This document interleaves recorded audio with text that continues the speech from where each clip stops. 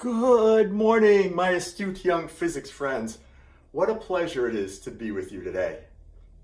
Normally, I would use this time to teach critical science facts like water is polar. If you know the height, you know the time. Diet Coke is nectar of the gods. Oh, that's good. But today, as we approach the end of our school year, your graduation and my retirement, I shall do something different. Rather than wax poetic about the beauty of science, I'm going to share 3 life lessons that I've learned from my Fairport family. My hope is that these lessons resonate with you as strongly as they have with me. The first lesson I learned from my Fairport family is the importance of hard work. That may seem trite, but in a culture where being chill requires seeming not to care very much about anything, it takes courage to go all in. I started teaching at Fairport in September of 1992. On my first day of school, I arrived at 7 a.m., about 25 minutes before class. I pulled into the faculty parking lot and I couldn't find a spot, so I drove to the back where the seniors park. I figured teachers were just excited because it was the first day. But the same thing happened on the second day, and the third. By Friday, I realized my colleagues must really love their job to get here so god-awful early. Not only do they arrive early, they also stay late. Come by the copy room at 5 p.m. You'll be surprised how many people are there. Come to an evening concert or game. You'll see more people working. My colleagues are unabashedly passionate about teaching.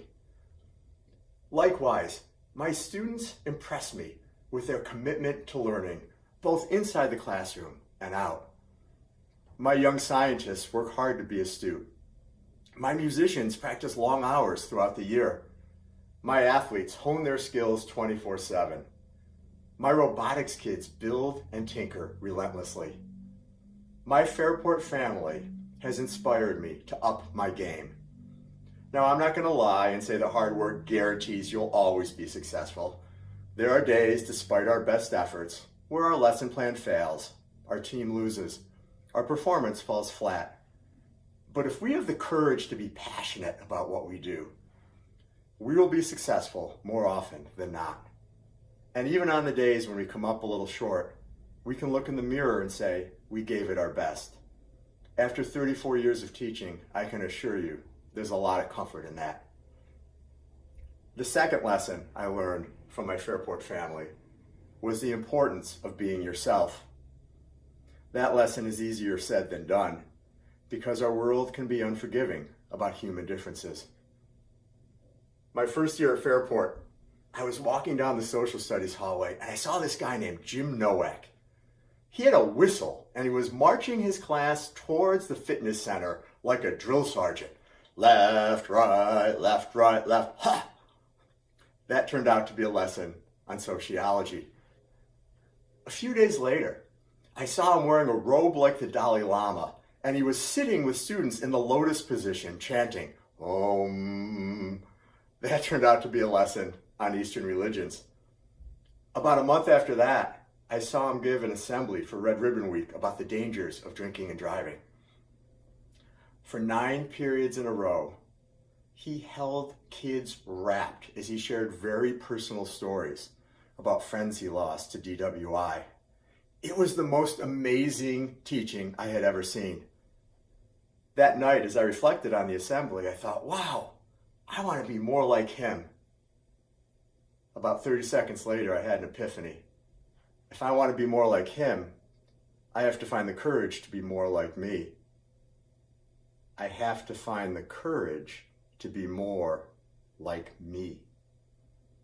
Jim was smart, but what made him exceptional was not his content knowledge.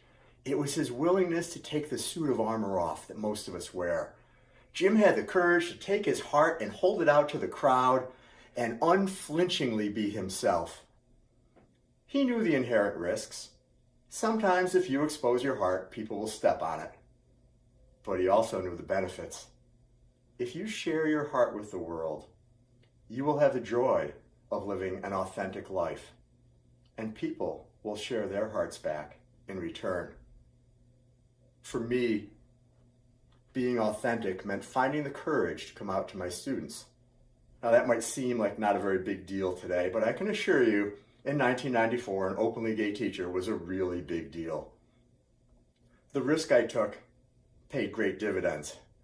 It turns out, when you find the courage to love yourself, it's a lot easier to give love to others.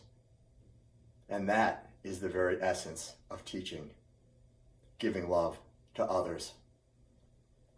What I've learned through my journey is that we all wear a suit of armor. We all have parts of ourselves that we struggle to embrace. We all have things that make us feel different. Race, religion, gender identity, poverty, body image, academic ability, physical ability, the list goes on. Because I've been able to share my story, many students have courageously shared their story back in return. You have taught me much and made me a better teacher. You have also made me a better person. In this social media age, taking off our suit of armor is more difficult than ever. The endless barrage of filtered pics and curated lives make us feel anxious and insecure. I urge all of us to take down the filters, both literally and metaphorically. Life gets really good when we embrace our true selves.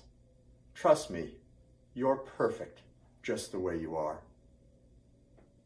The third lesson I've learned from my Fairport family is the importance of saying, I love you. Now, I come from a close-knit Italian family. Whether with my parents, grandparents, siblings, nephews, we never end a visit or a phone call without saying, I love you. It is a family norm that those three words are said easily and often.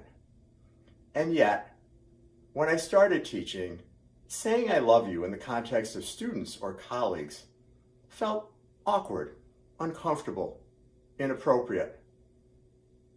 After 34 years in the classroom, I feel differently now. Turns out, teachers say I love you all the time. We say I love you by telling your parents how awesome you are. We say I love you by coming to your concert or game or play. We say I love you by holding you accountable and pushing you to be your best. And sometimes, when we can muster up the courage, we say I love you by saying, I love you. What I've learned from my career at Fairport is that when it comes time to say goodbye, for graduation or retirement or more painful reasons, nobody ever regrets having said I love you too much. But we often regret having not said it at all. In this day and time of isolation and social distance, letting people know that we love them is the most important thing we do as human beings. It is the force that keeps us connected. It is an act that defines our humanity, and I am so fortunate to work with superintendents and principals and teachers and students who model that behavior. In the coming months, as you visit or FaceTime or text the important people in your life, I urge you to say those three powerful words. It will make the person hearing them feel great.